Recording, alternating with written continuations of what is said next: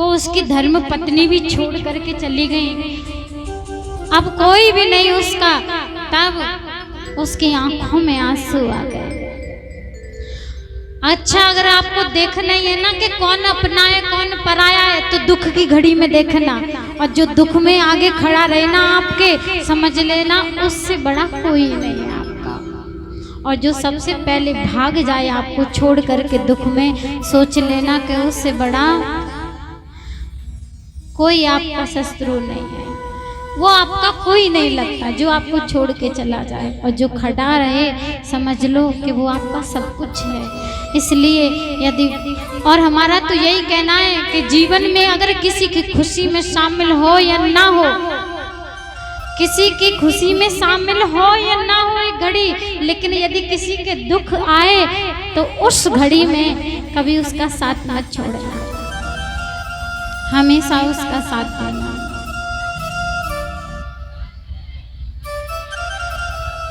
देखा कि कोई नहीं, जब उसने भगवान से टेरे लगाए, ओम नमो भगवते तस्मै यतएत चिदात्मकं पुरुषाय दिग्विजय परिसायाभिधीमहि। हे प्रभु, हे दीनानाथ, आपसे मेरी विनती है, जो संसार की रचना करने वाला है, संसार का पालन करने वाला है, उससे मेरा निवेदन है, मेरी विनती है, मेरी प्रार्थना है कि मैं उनके शरण में हूँ, आकर के मेरे प्राणों की रक्षा कीजिए। तब आकर के उन्होंने रक्षा की, सूंड पकड़ के बाहर खींच लिया, ग्राह भी चला आया गज के साथ, और ग्राह का सुदर्शन चक्र से शीश धड़ से अलग किया, उसका उद्धार किया भगवान ने। बड़ी सुंदर कथा रस का पान कराया।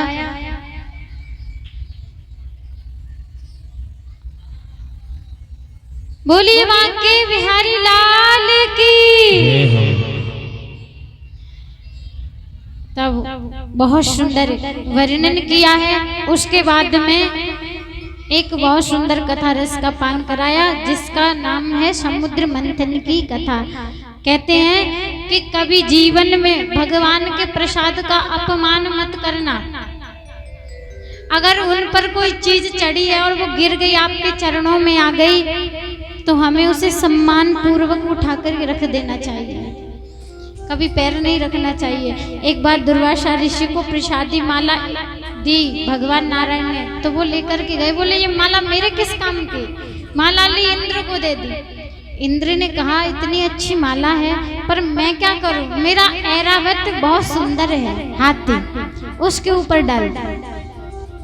ऐरावत के ऊपर, ऐरावत ने जब उस माला को पहना तो बड़ा खुश हुआ, परंतु उसकी सुगंधी इतनी तीव्र थी कि उसकी सुगंध से तितली भौरे मंडराने लगी।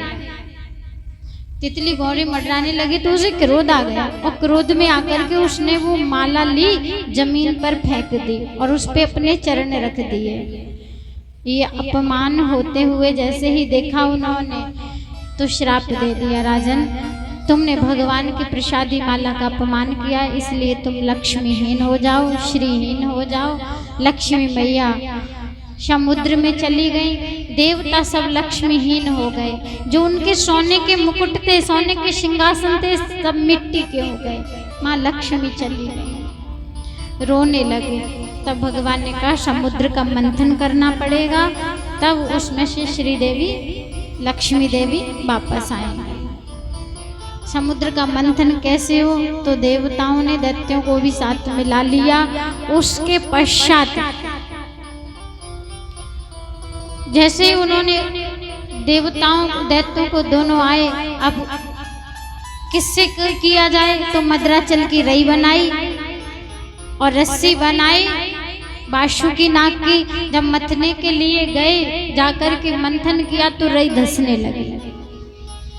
बोले प्रभु अब क्या करें, तब उन्होंने कच्छप का अवतार धारण किया। बोले कश्यप भगवान की, कछुए का अवतार धारण किया, मद्राचल को पीठ पे धारण किया।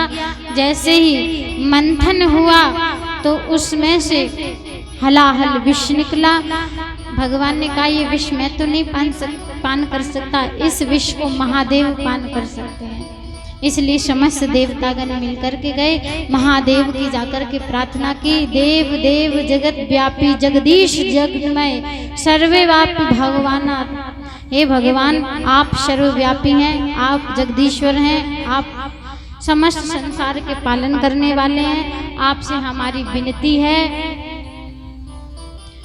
कि आप चल करके इस समस्त संसार पे जो संकट आया उसका निवारण करें। जाकर के उन्होंने उसका पान किया, विष का समस्त विष को कंठ में धारण किया, इसलिए उनका नाम पड़ गया नीलकंठ। बोलिए नीलकंठ महादेव की।